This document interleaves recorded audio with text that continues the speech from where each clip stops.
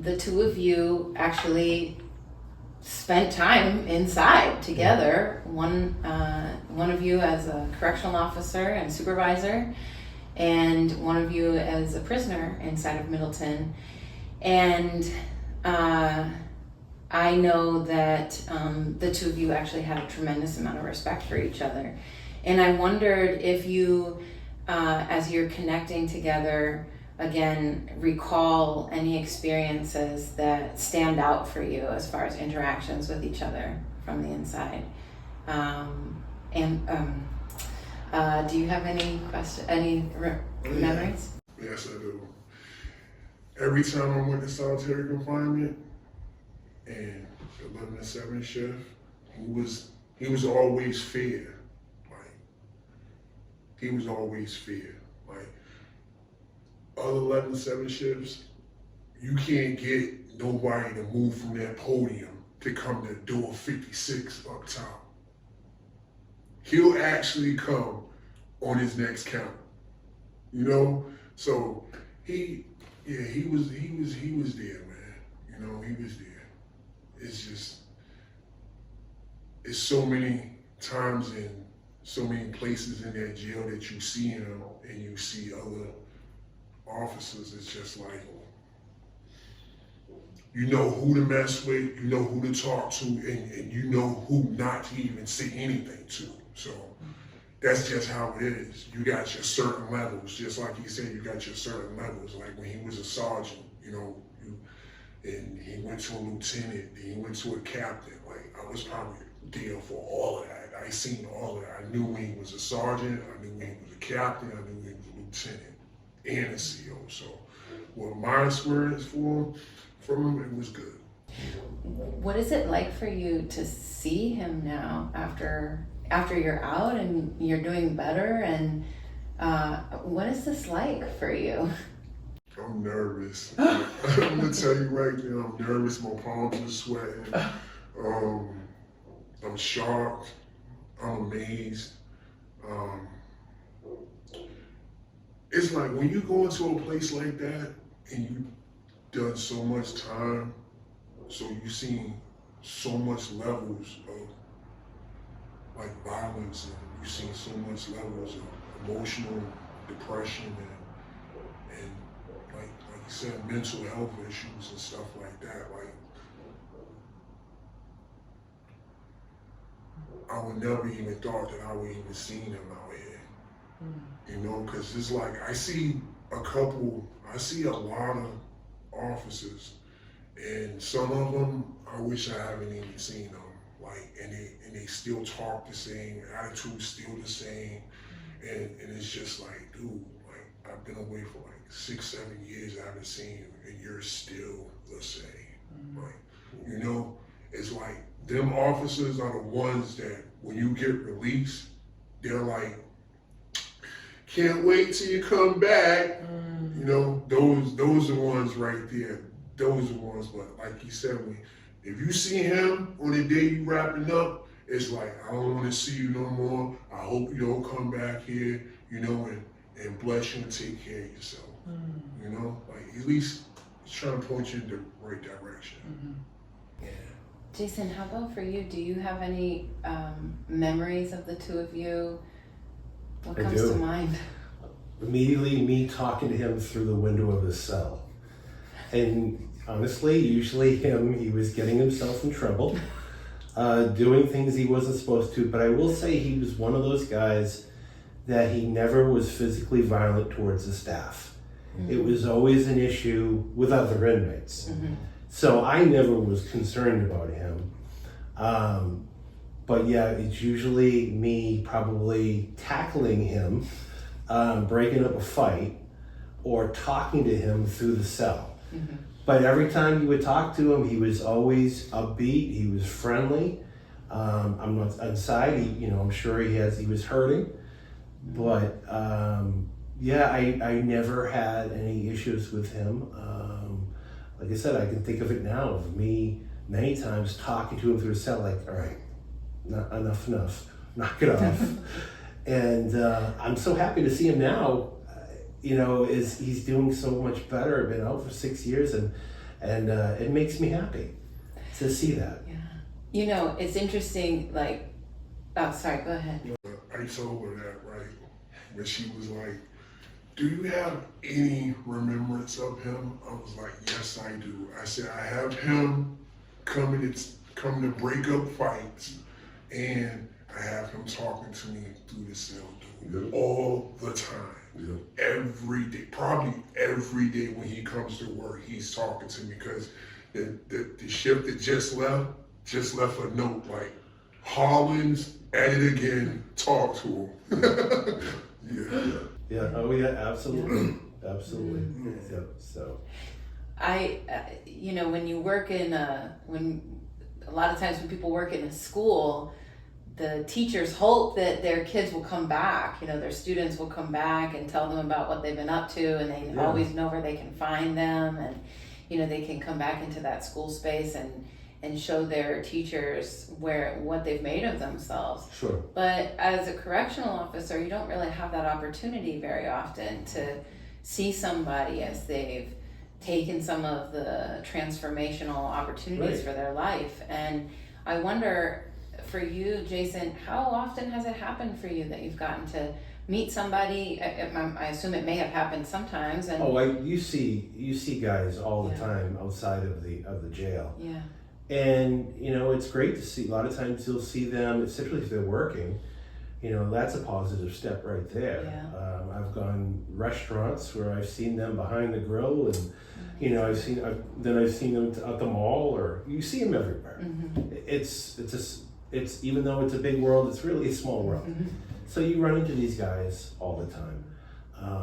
And so it's nice to see them when it's outside of the facility, when they're doing something well. Not when it's an intake, when they're coming back into the facility for something that had happened. Yeah. So, but yeah, you run into them all the time. Absolutely. If you've mentioned, Jason, that sometimes you wish either you had done things differently or the system was a little bit different than it was. And when you think about what you would have liked for the prisoners that you were working with to know about you, if you could have said something during your time that you weren't able to say or that you didn't get the chance to say, what comes to mind for you? I can't think of anything off the top of my head, to be honest with you. That's a really tough question. Yeah. I mean, I would say that, and I hope I can speak for everybody that has worked in that environment, is that we all had good intentions in the beginning. You know, that we wanted to help people. That's why people get into public service, is that they want to help others. Unfortunately, like I said before, earlier in our talk, is that over time, you know, you become bitter. You become bitter. One thing I would love to see different is I think the budget needs to be increased in regards to the medical and mental health. You know, what we're providing the inmates, instead of some of the other things that money is being spent on. That, to me now, I look back on it as irrelevant. It's not important. What's important is that corrections is to correct. Our job is to correct these individuals that we're supervising. More money needs to be spent, and they have a lot of programs up there, and it's you know, they're offering quite a bit of things, but I think more money needs to be spent on the mental health aspect. Yes, it's a lot of money, but I think there are other things where money can be cut. What about for you? Do you feel like there's something you wish that correctional officers could have known about you, or that you could have shared with them that maybe they weren't open to, or you didn't feel like it was possible for them to know? But what do you wish, looking back, that people had known about you or other prisoners when they were in charge and responsible for your care and your treatment?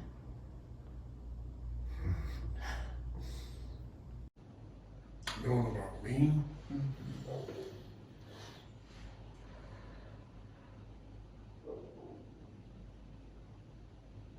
You can't always judge a book by its cover. Just because I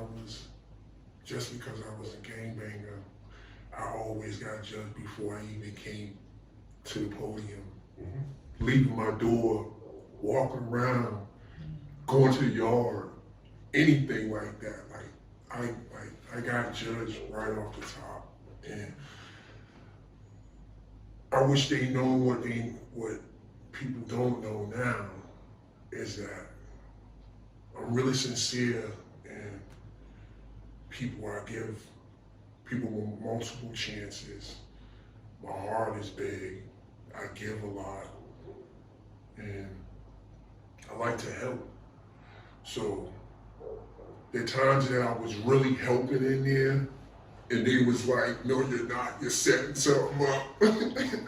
No, I was really helping in there, and I went to a hole for 30 days for that, every time.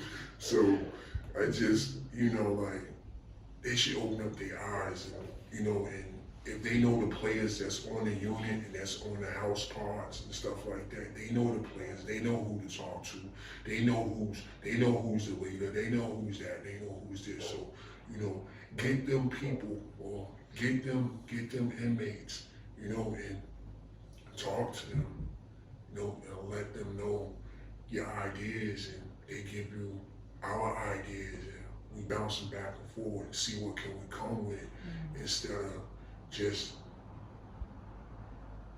be mad aggressive and bad negative energy. When you come to anybody that's locked up and you're aggressive, and you're supposed to be an officer and you're aggressive, that person 9 times out of 10, if he's young and he's from Essex County, he's gangbanging. So 9 times out of 10, as soon as you come off aggressive like that, it's like towel over the door, matches on the door, tag the door, flush the toilet, flood the unit, and we go.